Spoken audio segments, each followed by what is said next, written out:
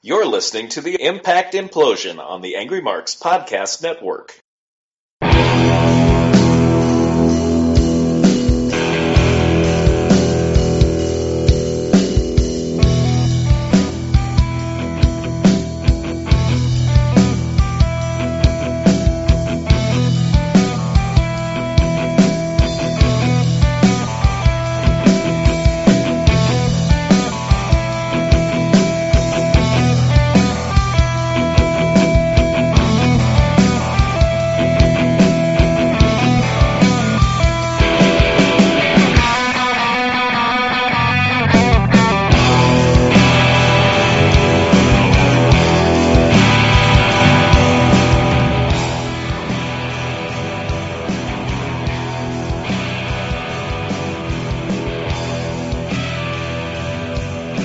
Welcome everybody to the Thursday edition of the AngryMarks Podcast Network's own Impact Implosion. This episode will be called Nobody Can Do Their Freaking Job Right. My name is Seth Draken, as always joined here by my co-host Mike Poland. Sorry, still muted. I was still muted. Unfortunately, we are not in the not prepared 100%. Sadly. No. Uh-oh, what did we not get prepared for? No, I don't know. I meant as if you're gonna see us fluff our lines and stuff like that. Oh, hell, that's a weekly basis here on AngryMarks.com. Did you not know that we are not the paragons of professionalism? We are not the excellence of enunciation. We are the Anyways. pillars. We are the pillars of podcastery excellence. Yeah. Yes, we are. And the reason I make that title is because, remember last week when I said Sting didn't do his freaking job? He still didn't. He still didn't, and as you'll find out, Brooke Hogan doesn't even do her freaking job. Brooke Hogan, the worst VP of Talent Relations ever. Yeah, nobody... She's worse than Laurinaitis. Yeah, nobody did their jobs. It's like watching the Three Stooges run a wrestling company. Yeah. I really hate to bust on TNA like this, because the show was pretty good, but... Yes. You need better people running your show. It just seems like the people who are kayfabe running the show don't know what the hell they're doing. Which is sad when you think Sting's been in the business for like 30 years. That's crazy talk! It is. Anyways... Nonsense! Dixie Carter announced 3 matches on Twitter before the show. Which we'll get to in a minute. We'll get to in a minute, but first, let's bring in what we missed in the Bound for Glory series. TNA news. Yeah, the TNA news. Let's see. In a live event in Dayton, Ohio, Magnus pinned Jeff Hardy for 7 points. Holy crap, Magnus actually won an important match. Rob Van Dam pinned Kurt Angle for 7 points. And why is that on a house show and not TV? In Washington, Pennsylvania, which in July 28th, Kurt Angle pinned Magnus for 7 points. Yay. On July 29th, in Akron, Ohio, Mr. Anderson forced Magnus to tap out. And gets 10 points. Since when did Anderson learn how to do a submission move? I have no idea. That's crazy talk!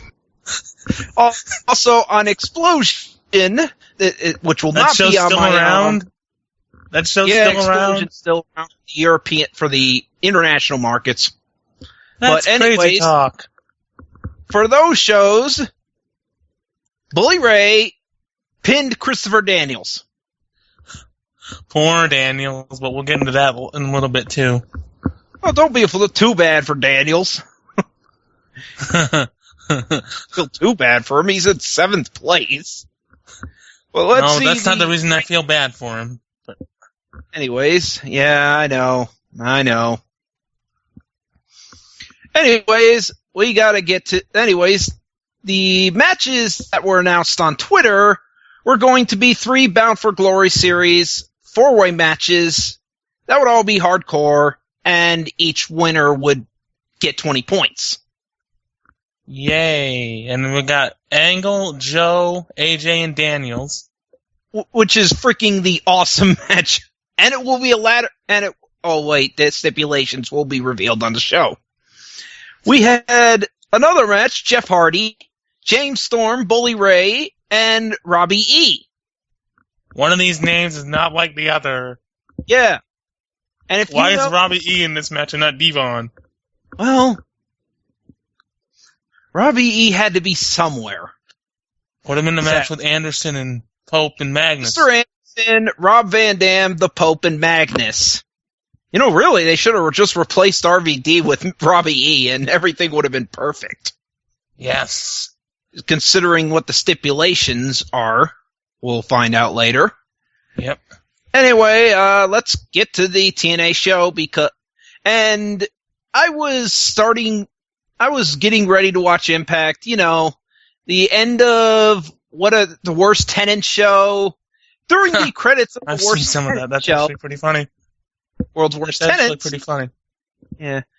During the credits of the World's Worst Tenants, we go backstage to see Kenny King and Snary's getting converted to Robert Roode. I mean, Bobby Roode, dang it. I gotta remember he's Bobby Roode, not Robert Roode. That's Roode. No. He stopped being Robert. Anyway, Bobby Roode, Ion. Bobby Roode basically says 10 more days until he loses his title back to him. He calls him says they're going to the ring first, since this match is immediately 10 more days till he loses the title back to who? He's not the champion. You mean Aries? Until Aries loses the title back to him. I don't think that's going to happen. But we'll get into that later. Yeah. Anyways, Aries cuts him off, and they both start brawling at ringside. And this crap was happening during the credits of World's Worst Tenant. I bet Austin Aries and Bobby Roode would probably be the World's Worst Tenants. When this show was starting, we went to the Impact Zone, and immediately from the stage, both guys are all four beating the crap out of each other. And basically, we get this match, and sorry, Sierra, this match was first on the card. And it was good. I was surprised as much as the next person. Yeah, but they had a good main event to close out the show, too. True. Anyways, decent match here. Really good. Well-paced. Kenny King was the distress through most of the match. Which just makes sense. But in the end, it was all worth it. Kenny King pinned Zema Ion to win the match. Which means Kenny King will be the contender. And we'll get the X Division title rematch at Hardcore Justice. Which is magically announced via TNA's website. Yeah. That should be a good match, but we'll get to the Bound for Glory. Not Bound. God dang it. It's the Hardcore Justice preview. Yes. We then have King backstage saying he is giving everybody the benefit of the doubt, but he is going to the ring and he's going to call someone out. He wants to get to the bottom of this whole aces and eights ordeal. You know, if you do your job, this whole crap would be taken care of in a heartbeat. Well, this is a wrestling show, remember? Yeah. It took them a year to figure out who ran over Stone Cold. True. Well, they really only started asking once Stone Cold started coming back. And it still took them 2 weeks, like a month. Yeah. It was Rikishi. Was freaking Rikishi. Anyways, it would have been funny if it was Steven Richards, you know. Yeah. Anyway, Sting comes to the ring and calls out James Storm. Storm says everyone's been asking him the same questions. but he says he is not part of Aces and Eights and he doesn't need any help because he's ass on his own. He then remembers a time when Kurt Angle attacked him from the hind, but he ended up beating him 3 out of 4 times, 1 for the World Heavyweight title. Ah, yes. Correct. And, of course, when you mention Kurt Angle's name, he comes Angle out. comes out. Yeah. And they apparently passed out microphones backstage somewhere. Yeah. As I've been thinking they've been doing for years. But anyway. He then says Storm has been on top of the title, but he also saw Storm quit. After lockdown, of course. Kurt said he doesn't see what motive he has because Aces and Eights attacked backstage after Storm called him out for a tournament match. He says Storm needs to listen because all the evidence is pointing towards him, and he wants to know why 8 men ran from him. You know what? That's a good point. It is. It is. He is begging Aces and Eights to show up tonight because they have an ass-kicking party. And Sting says he likes the sound of that. Kurt tells Storm he is going to make him tap out. Then Storm says they will see about that. And that ends that segment. Then we see photos of AJ Styles' promotional tour in Australia. We get a recap of issues with Claire Lynch and AJ.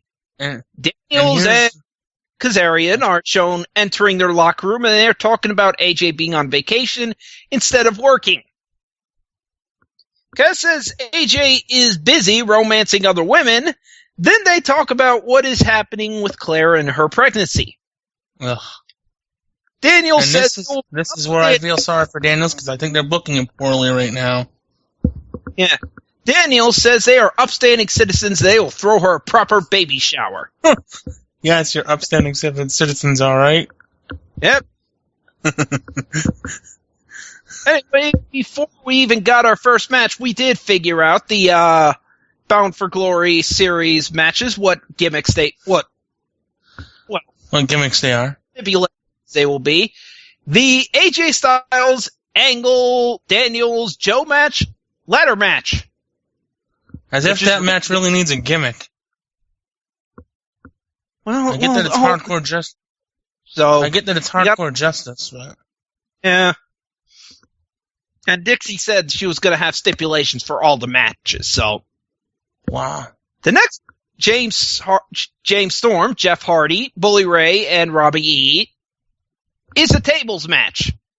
Well, at least we know who's going through the table in this one. Yeah, oh yeah. Robbie E's getting wood. And the other match, Mr. Anderson, Rob Van Dam, the Pope, and Magnus, will not be a chairs match, but will be a false count anywhere match. Oh, God. Other than Magnus, I like the workers in this match, but... I like Magnus. Yeah, he's improved. Yeah, he's improved.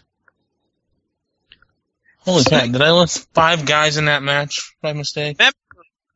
How bad Magnus was when he came here. Is Devon in one of these Bound for Glory series matches? No, he's not in the Bound for Glory series at all. Because he's the TV Okay, that's the mistake I made. I listed him in the match with RVD and Anderson and Pope and Magnus. Nope, he isn't. Alright. Let me... I didn't even realize that. Because we have a Bound for Glory series match between Bully Ray and Robbie E. That was a match? It was a classic. Bully Ray won. About a minute. Yeah, about a minute. If you knew these two competitors, you knew who was going to job here. Yes, Jobby E. Try to pull your leg on this one. Who rightfully should have jobbed here. Yeah. Madison Rayne is shown talking to Earl Hebner. And Earl has gifts for her, but she says he doesn't have to do that because she likes him. Gail Kim walks over and asks what the hell is going on. I'd like to know the same thing. Would never help them cheat because he's a professional. Madison he'd never screw anyone over. Bret Hart calls on the phone. Are you kidding me? Yeah, he's career screwing people. Madison is that that Earl will call their match right down the middle tonight. And she walks away, no. But Gail looks unsure about it. Of course she should. What? Why is Earl Hebner the referee in this freaking match? Gee, I wonder. Oh, here's why. Because in the number one contenders match, the Knockouts Championship match, which for that title. No, it's not a championship match. It's a number one contendership for that belt. In a fatal four-way, Tara, Madison Rayne, Gail Kim, and Mickie James. This was good. This was good until the really bad finish. You can clearly see that Madison's arms are not down. Neither one. And you can see Madison's ones are down, but you can see Tara's aren't. Not even close. And Earl Hebner is on Madison's side when he's counting. Even I pointed this out in the recap. Earl Hebner, you're looking right at her shoulders. They're down. Yeah. Call it right. So, as you can see, when I say this, Madison wins. He gives the victory to Madison. Yes. And basically everyone is pissed off, including Brooke Tessmacher. And he'd be wondering, Brooke must not be here. Did she do something about this? Well, be a minute. Bobby Roode is backstage talking about how he told everyone James Storm was involved with Aces and Eights. And he says he will be at the main event tonight because he will prove himself right. And then Aries shows up and says it sounds like a big party, so he's throwing his name into that too. I forgot to mention that before this, we had Kurt Angle speaking with Wes Briscoe, and this segment. Before that, we had them speak, and Devon and we're not going to let Aces and Eights tear apart the company we helped build. Devon, you didn't help build TNA. I'm sorry. Yeah, You've been there, but you didn't help build it. Yeah. And before that, we had Billy Ray saying he doesn't trust Storm. So he's going to be out there. Yeah, nobody trusts Storm. Out there. Anyways, back to when I said you'd think Brooke Hogan was not in the building. No, she's talking to Sting. Turns out she was in the damn building. But she was too busy talking to Sting about how bad her daddy is. They get a letter. Then they get a letter, which is basically a deck. No, it's a deck of cards. It's a dead man's hand. Oh. And Brooke and Sting says this is war. This means war. Yeah. Here's the thing, Brooke. I know your daddy's in the hospital for the millionth time for surgery on his back. But, here's the thing, honey. There was a screw job in a match. The division you're supposed to be running. Division you're supposed to be overseeing. Do your goddamn job. Book this fatal four-way. It would only be right that you be out there. But no, she's not out there, and which is why I said in the chat, which no one was in at the time, that I'm basically calling this show Everybody Does Not Do Their Damn Job. Yep. Then backstage we have Eric Young and ODB talking about their tag title and how Brooke Hogan has been on her ass about defending them. Okay, 2 questions. Why are these titles still relevant to anything? And number two,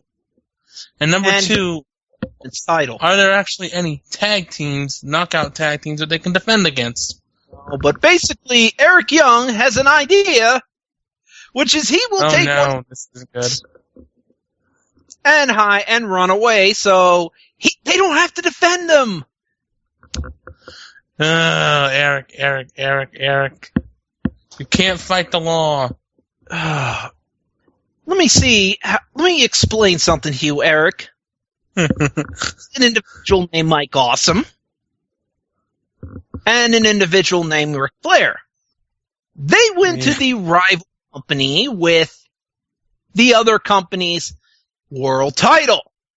Both those companies had the freaking police get the belt back. I know you're elusive, Young, but you ain't avoiding the fucking police. Super Eric. Yeah, you ain't avoiding the police. So, what company's going to take him seriously? You bet your ass you're defending him. But they'll probably throw on a match at Hardcore Justice and dig up Sarita and Rosita. But since Brooke Hogan can't even do her job, it won't happen, of course. I miss Tracy Brooks in this role. I know. At least she did her job. Anyways, we had Kid Cash versus Chavo Guerrero. This should have been longer. Yeah, it should have. But it was mentioned that before this match, it was mentioned that Gunner and Kid Cash will face Chavo Guerrero and Hernandez at Hardcore Justice. Should be Briefly, fine. Way I should say. Should be fine. Yeah.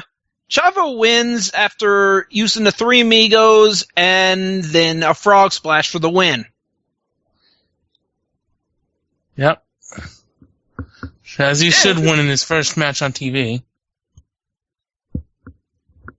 Yeah. Then we had Dixie Carter. Oh, God. Seen backstage talking about the AJ Styles situation and says she hasn't heard from haven't heard her side yet, since they haven't heard her side yet, but it's way past time for AJ to speak up. Or for AJ to get this situation under control. Dixie, she's your freaking friend. Yes, Dixie, you're an enabler, Dixie, you're an enabler. Enabler in this. You are actually responsible in it. Anyways, we go to the ring where Kaz and Daniels are showing up, and the ring is cut with has gifts. Baby shower. What? I wonder how far along Claire Lynch is. Oh. I bet it's a freaking pillow under there. I wonder if we're going to get a Snitsky angle where she gets knocked off the apron and has to be aborted. God, no. Kaz and Daniels. Who can do that? And they say AJ is probably knocking up another girl in Australia. Which they said in the backstage bit earlier. So they want Claire to come in the ring for her party because AJ's redneck family should be doing this. Do we want AJ's wife to know? Does she already know? I think she knows at this point. I bet it's not really going over well. Yeah, I know. Probably not. That's probably why they don't want the family to throw the party. You know. Precautionary measures. It's wrestling. When has the family almost ever been involved? Right. Anyways, unless you can just get extras to play the family, like they did when they had the AJ Christian Cage Angle storyline a few years back. Oh yeah. Then they unwrap some gifts and show her diapers and clothes, including. Where the hell are they shopping for diapers when they're not in a bag or something? What are they getting them off the street? They're getting them in a dumpster somewhere. Yeah. It's a mock baby shower. Of AJ and pictures of Daniels. Why pictures of freaking Daniels? Oh, Uncle Chris. Uncle Christopher. Yeah. Uncle Fallen Angel. Baby doll in AJ's ring gear. Oh, God dang it. This sounds like something they do in like a high school science class. Claire says that AJ needs to do right thing for their child, and she leaves with she screams it out like 5 times. Do the right thing! Yeah. Do the right thing! Depends. Take some acting lessons, Claire. Which do the right thing do you want? Do you want him to do the right thing, or do you want him to do Spike Lee's do the right thing? Well, what's Spike Lee's do the right thing? I've never seen that. A brick through the freaking window. And the other right thing is raise a kid. I'd say do both. Cause a riot. Yeah. Yeah. Anyways, Joseph Park is backstage trying He's going to start a law firm. Sting says he's already got people he's covered, but he wants to know how Park hit a picture-perfect black hole slam in a match with Bully Ray. Park says he doesn't know about, Sting? And pulls him in for a picture and says he's going to tweet it out to his followers. Yes, I think I'd rather have R.D. Evans as a lawyer. Yeah. Next up, we have our main event. Yes. James Storm versus Kurt Angle. In a good match. Good match. What'd you say? In a freaking good match. Yes. Yep. It certainly was. Storm, surprisingly enough, gets the win here. After Angle was working on the leg, he was working on it for a while and got the angle. Poor psychology. Poor psychology. What? Said poor psychology. Why? He worked on the leg for the whole match. Or at least the whole second half of it. How should the win be by using the leg that was injured? It would be great psychology because, as you know, Kurt Angle has that ankle lock. Which he used for like the last 2 minutes of the match. And Storm was somehow able to get out of it. And even when Storm hit the last call, he hobbled before getting the pin because that hurt. Okay, so he sold it. He sold it like $1 million. Yeah, that was good psychology. So anyways, okay, Storm gets 7 points. They then all call out aces and eights. Who don't come. Although, I think one of them's in the crowd. I think one of them was running the camera. No, I think one of them's in the crowd. His name begins with a W. His first name begins with a W, and his second name and his last name begins with a B. It's Briscoe. He was in the crowd. Kurt Angle, you were talking to him backstage. The plot thickens. In fact, if you see his freaking hair, he had it in I think, what was it? A pony in like a small ponytail or something like. Apparently, another member of Aces and Eights is Luke Gallows. Yeah, he's the guy with the freaking long hair. You don't remember him? You haven't seen the replay and seen the guy with the long freaking hair? That's blonde? Good paying attention. Good paying attention. He's right there. And how he's hiding it is he's got it bunched up.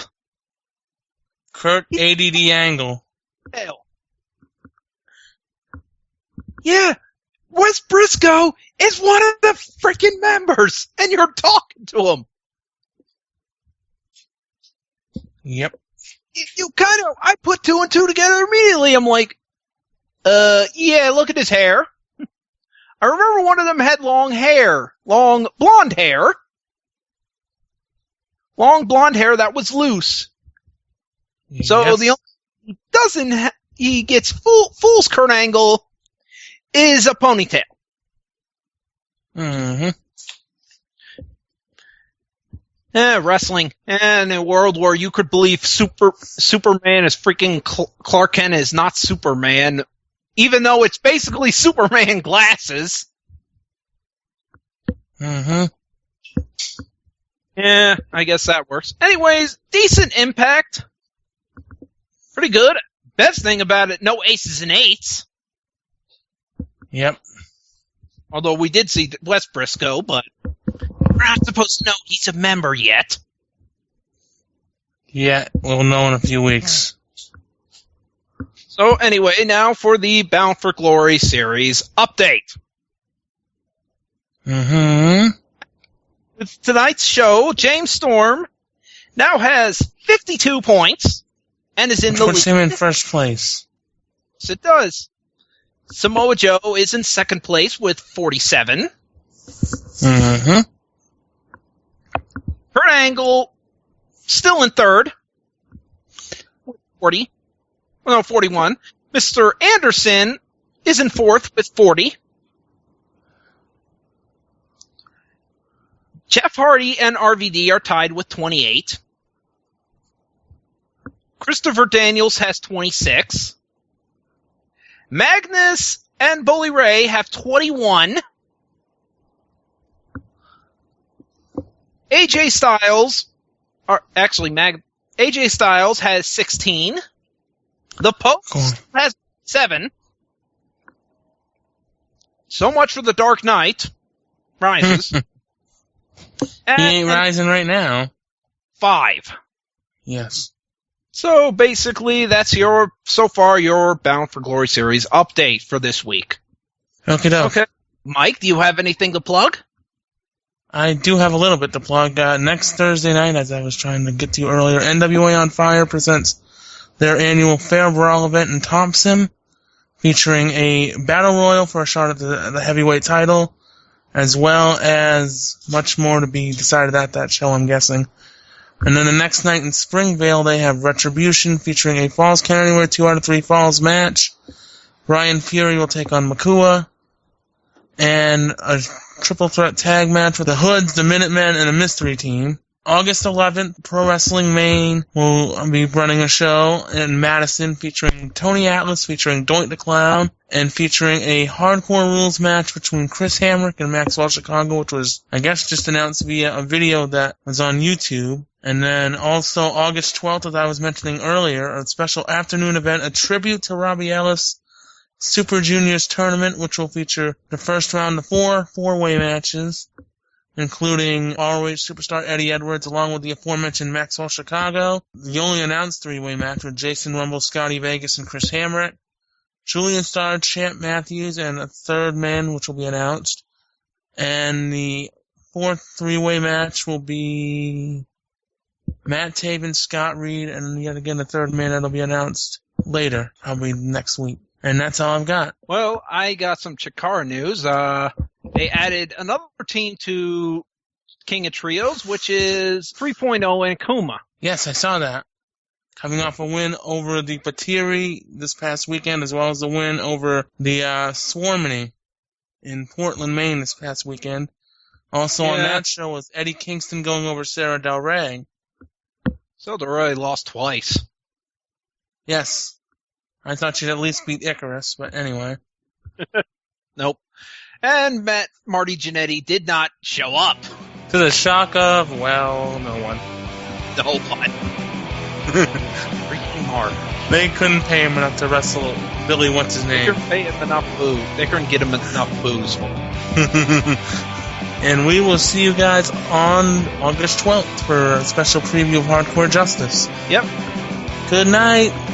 And I hope everybody listens later. Bye. Bye.